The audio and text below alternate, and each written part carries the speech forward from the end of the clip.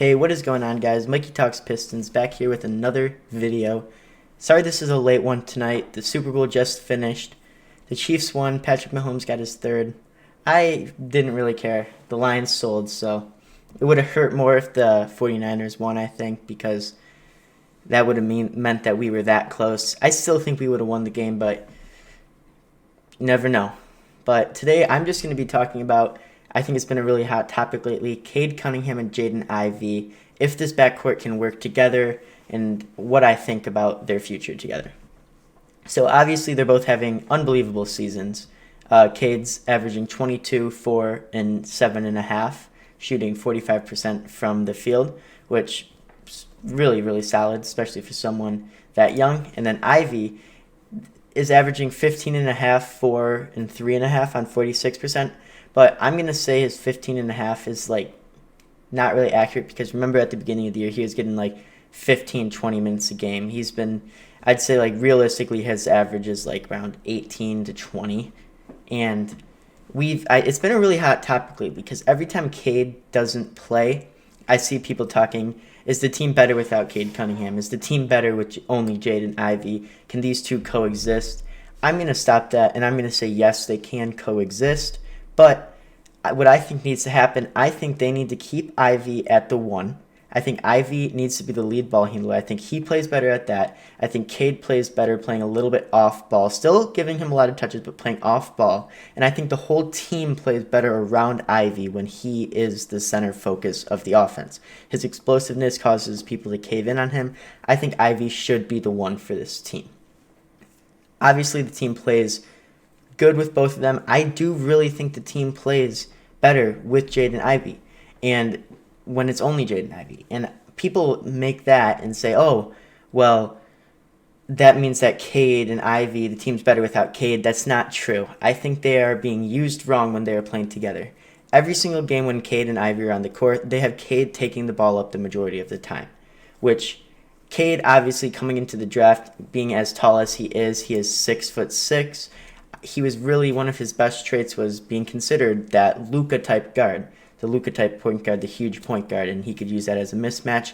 I think when we drafted Ivey and you realize how well he plays when he's the ball dominant guard, I think that needs to go out the window. And until Cade develops the ball handling, the assists, the turnovers, everything like that, I think Ivey needs to be the lead ball handler.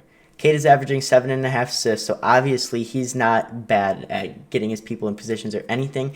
I just think the flow of the offense in the team flows way better when it's Jaden Ivey with the ball.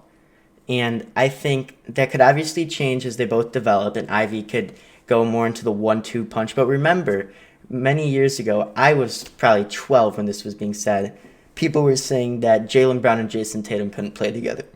And when you got them to pieces together, you started playing them with roles that they were both comfortable in. That was put to rest, and now the Celtics are one of the best teams in the NBA, if not the best. They are quietly having one of the best seasons ever.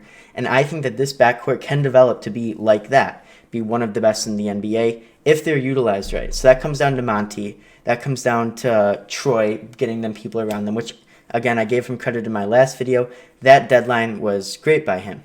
But that's my thoughts. I think Ivey should always be the ball dominant guard, and Cade should be just put off to the side, still be a guard, still get handles, still get possessions, but I think majority of our offense should be ran through Jaden Ivey.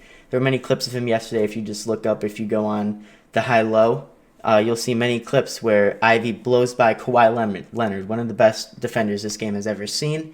And I think that's what he brings to this offense. I think Cade plays at more of a controlled, slower pace. He'll get his own. He'll set his teammates up. He'll get them in the right position. But I think when you get better people around, I think Ivey will be better because he can penetrate a defense, kick it out, get everyone in position, then have Cade, who he hasn't been recently. I feel like as they get later in their career, I think Cade will end up being a better three-point shooter, which also Jaden Ivey's three-point jump has been absolutely essential to their success.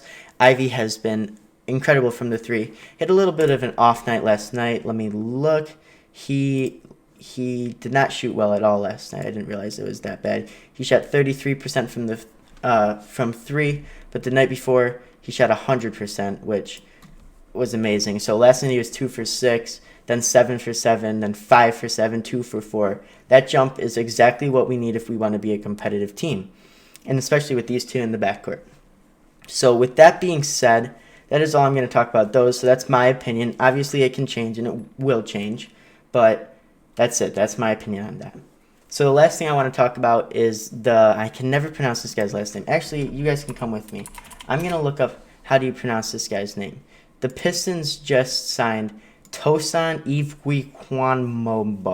He was a forward from our G League team, the Motor City Cruise, and he played incredible there. So he got actually picked up on a 10-day by the Grizzlies. And the Grizzlies then played him for the 10 days. He got some good minutes. If you guys go on my X, Twitter, whatever you want to call it, I put together his highlights in the NBA, and now the Pistons have signed him. He is a great defensive presence. He has a long wingspan. He has really quick hands, good vision, a little bit slower, but he's really good at using his leverage with how long he is, with how long his arms are.